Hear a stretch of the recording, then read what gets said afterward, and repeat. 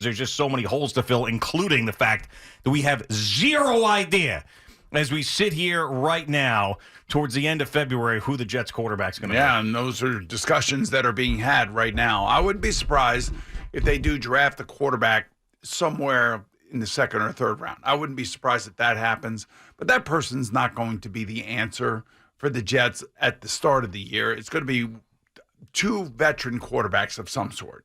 Who those veteran quarterbacks are, I couldn't tell you. You know, I can only tell you that I know what Frank likes in a quarterback, whether Darren Muji sees that same type of player or, Aaron Glenn wants that same type of player. I'm assuming that they're all going to be collaborating on as to who they think the two guys are that are going to be their stopgap quarterbacks, unless, of course, there's some crazy trade that happens with the Raiders and they get Fernando Mendoza, which I think is unlikely.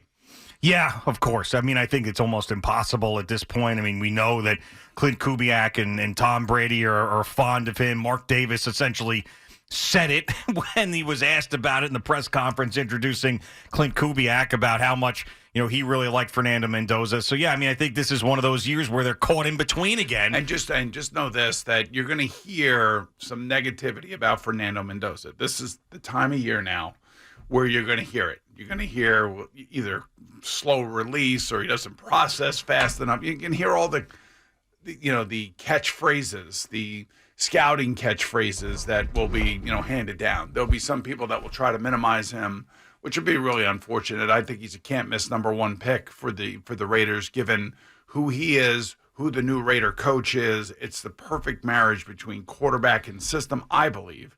And I do think that both Tom Brady and I would think that Mark Davis and Clint Kubiak are going to want that kid for their quarterback. Yeah, if I'm the Jets, I put out an AI photo of Fernando Mendoza smoking crack and hope that the Raiders buy it, and then he drops to number 2, right? I mean, remember the Larry Tunsil thing? That was a thing, but then he did have the gas mask of weed on. But yeah, I mean, there's just nothing that's going to knock him down to number 2, unfortunately. But the Jets will be caught in between, which is going to be tough because this is a season that Aaron Glenn has to win. The defense has to be good.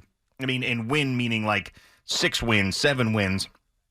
Not go to the playoffs, but certainly not 3 or 4 wins. You can't have that again. And then also you're going to want to be in a position where you can go up and get a quarterback next year in the draft, which I think, at least with the draft capital that Darren Muji's been able to put together, even if they end up like 10 or 11 in the draft, they could be able to trade up with a team that doesn't need a quarterback to get that franchise guy next year. And just remember, they got 3 first-round picks next year.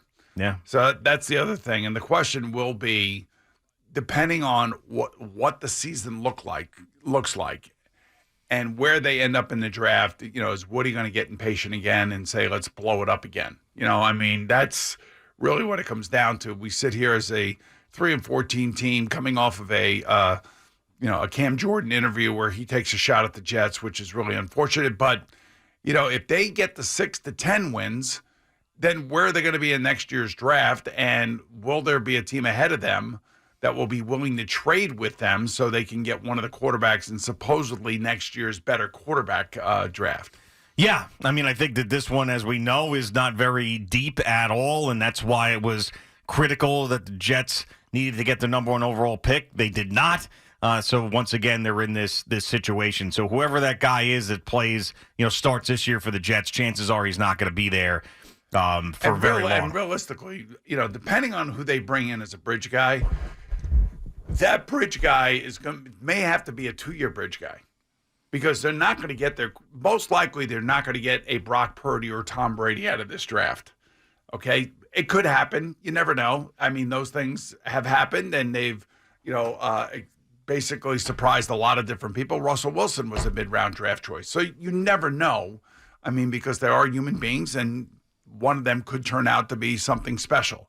However, if that doesn't happen and they're looking at next year's draft with the supposedly 4 or 5 quarterbacks that can go in the first round, that kid is not starting next year.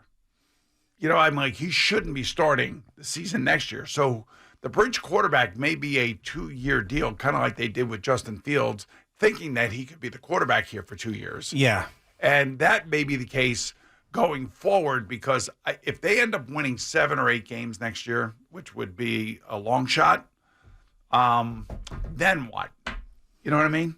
Well, I mean, I think it depends who's available in the draft and can you package up and get somebody. And if that 7-8 wins comes at the hands of a quarterback who is younger on the younger side and played really well, then great. Like, I know that the Jets aren't going to pay Malik Willis what allegedly he's going to get paid in the offseason, but let's just say I'm using him as an example.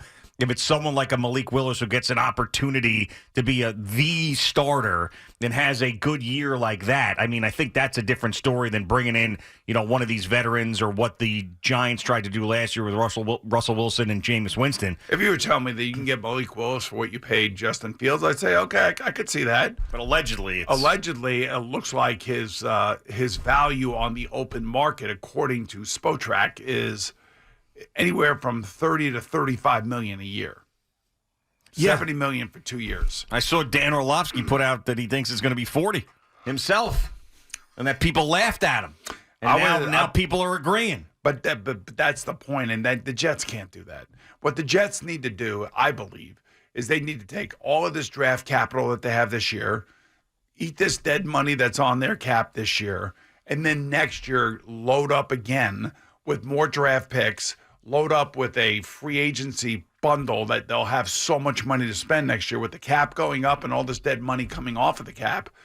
Part of it is going to be the patience of the owner because the fans are going to be impatient. You know that. The fans are going to be screaming and yelling all year long. That's what I fully expect. Well, how much leeway is Aaron Glenn going to have is really the question, because if you're focusing on the next year's draft and building this team and all of these things, I mean, I think that what Woody Johnson's going to need to see is a much better defense, a much more competitive team, and a team that wins at least 6 games. Because anything other than that, I mean, they go through another head coaching change. They're gonna. Well, I mean, timing and everything is everything in the NFL, and John Harbaugh is proof positive of that because getting let go of Baltimore at that time and then being able to get the Giant job at $20 million a year, basically run the entire football operation, it sounds like, and have a quarterback like Jackson Dart, and now being able to have a high draft pick, number 5 overall, and some money to spend in free agency, and probably trading Kayvon Thibodeau. I would think that, things are going to be moving pretty rapidly for John Harbaugh, and they should be able to be much more competitive next year than they were last year. Yeah, I mean that would be obviously the plan. So, and I don't. It's as you talk about timing and who's available and all of these things. I mean, I think that, but then again, you're talking about someone wanting to come and coach the Jets. But it is a possibility if they end up looking like a different team, and with all the draft picks that they have, there could very much be a more attractive destination if things go well this year. All right. So the point may be. The way I look at this, if I look at it big picture wise, this is the rebuilding year. Last year wasn't.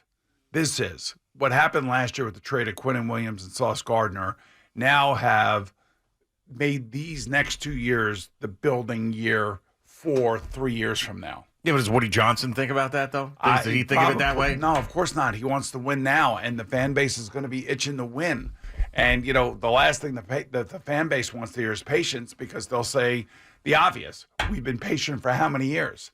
We're the team that's been out of the playoffs the longest in the NFL. When are we going to get back in? We got to get back in. And I know that I know what the reality of the NFL is. If I look at if this were Aaron Glenn coming in right now under these circumstances with Darren Muji, with all these draft picks, with the dead money this year on this year's salary cap and next year's salary cap being wide open, you got to believe that between this year and next year, you are building for whatever quarterback you draft next year for the 28th season. Do you think anybody wants to hear that? No. God, no. Season ticket holders don't want to hear it. Fans that don't go to the games don't want to hear it. Woody Johnson doesn't want to hear it. The players currently on the roster, someone like Garrett Wilson doesn't want to hear it. No, of course not. And that's the other problem. Now you're getting into players like Garrett Wilson, who, his brethren are out there are going to be telling him, you're on that loser franchise. You can't win. I'm sure it's already happening, yeah. Yeah, and you got to get yourself out of there. I'm sure that Sauce Gardner and Quinnen Williams have told him the same thing, that it's so much better where we went, and, it's so much better. They expect to win and things of that nature. And it's unfortunate that that's what you're dealing with when you're over there at Florham Park right now, because nobody wants to be a part of a losing organization. No. They are going to have year after year after year after year. I mean, I think that's the bigger part of it. I mean, you heard what that Harrison Phillips had to say at the end of the season. I mean, my God. I mean, he painted as bleak of a picture as you possibly could paint of where they're at as a franchise and what people believe in, which is essentially nothing as far as the direction of the franchise. And when you look at the 2027 draft, next year's draft, you see that the Jets have 3 first-round picks. So they have Indianapolis's and Dallas's along with their own. Where do you think the Indy and Dallas draft picks will end up in the first round? Are they going to end up like in the middle of the first round? Yeah, I mean, somewhere around there. I mean, they're not going to end up 20s, at the top. 20s, between 20 and 25, somewhere in there, I guess would be the best guess. Let's go to Mike in South Carolina. What's going on, Mike? Hey, how you do, guys? I'm a Hey, diehard Jets fan, and people probably like. Anyways, my thought process here on this is that I would go for Jared Stidman with the Broncos. Anyway, number 2 pick, Ruben Bain. 16th pick, I might want to trade up. Cowboys want Sonny Styles, right? I would take possibly give the Cowboys the 44th pick if they go for that, or 33rd pick. Trade up to number 12. Get Sonny Styles. Love to get Ruben Bain, Sonny Styles, and Jeremiah Love in the first round. Can the Jets get another first-round pick? They can if they trade up. And really, people just say, I really think Stidman with the Broncos are over the cap. I think he'd be a good fit for the Jets for at least a year or two. Under the radar, Broncos are over the cap, and he's $8 million a year. So you want Jared Stidham as your quarterback over the next 2 seasons? For a year or two. Yeah, that's what I'm saying. Yeah, for you the still next got 2 Justin seasons. Fields there. You got Tyrod Taylor there. Brock has got to be gone. And Fields, you could actually trade him, get rid of him. And also Breece Hall. Jets still own the rights to Breece Hall. They still own the rights to him. So New Orleans Saints need a running back. Saints maybe trade up. Jets. I think the Jets need to get maybe another first-round pick. All right. Okay, Mike, you got me totally confused. Right. I'm not really sure what. All right. I know he wants the other linebacker from Ohio State. Sonny Styles. Yeah. I mean, it's look. This is what Darren Muji's got to navigate through now, and this is where it really begins. This is where his job. Well, his job first and foremost was to call the season a wrap, and basically trade 2 players, acquire picks, which I thought was masterful. I mean, like, he had the reality that these players were unhappy. We could get first-round picks for them. Let's do it. Let's move on. But when a GM makes that decision, it really puts the coach in just an untenable situation of trying to win games. And then when you end up playing with the quarterback situation that you had, which was the worst in the league, by the way, you have no chance. And then all the other things that you're saying as the head coach, like Aaron Glenn had been saying during the season, now gets magnified negatively because you're losing.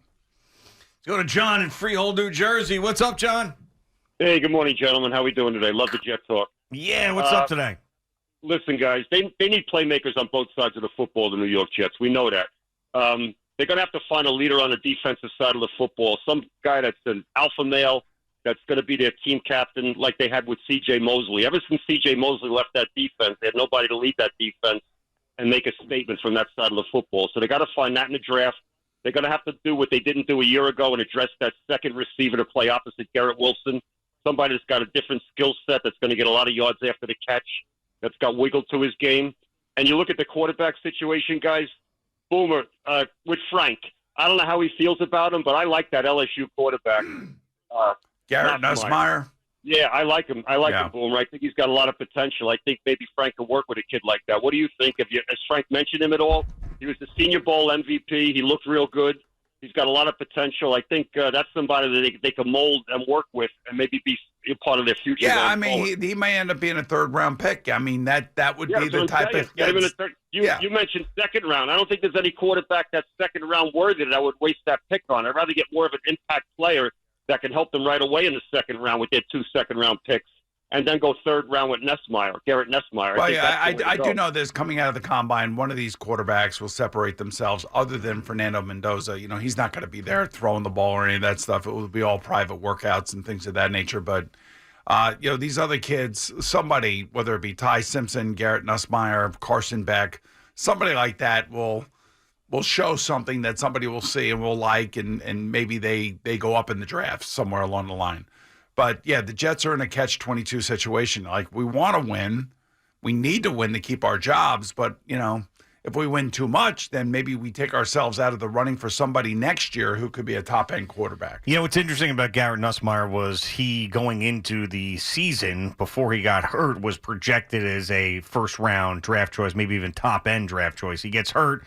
He has to rehab. He does play in the Senior Bowl. He looks very good in the Senior Bowl. He is one of those candidates I could see with the late push, where he does great in interviews, and then his dad was a player, right? He proves that he's completely healthy. You could see him rising up the draft board and someone taking a chance on him higher than they normally would have. And the Senior Bowl is a big deal. I mean, those coaches down there, they are looking at those kids. The scouts are all down there.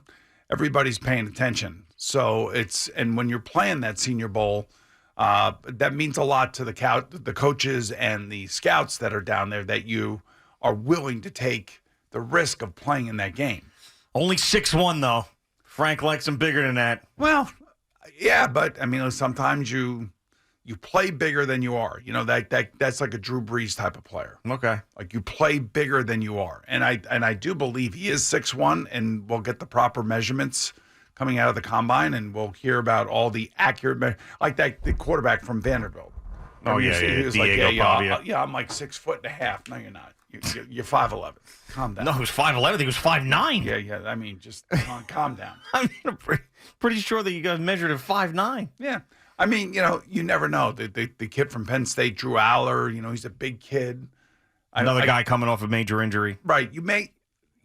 When they sit down and they talk to these kids, which is really, really important, and they go through all these background checks and everything else, they want to know, is the kid, like when you saw Fernando Mendoza playing with his team at Indiana, and this is serious. This is a big part of the leadership aspect of the quarterback. Do his teammates come and pick him up off the ground? Is he yelling at the referee? Is he coachable? Does he hang out with the team, away from the field? And all of those things are all check marks for him. So that's why he is like the can't miss, number one quarterback in this draft.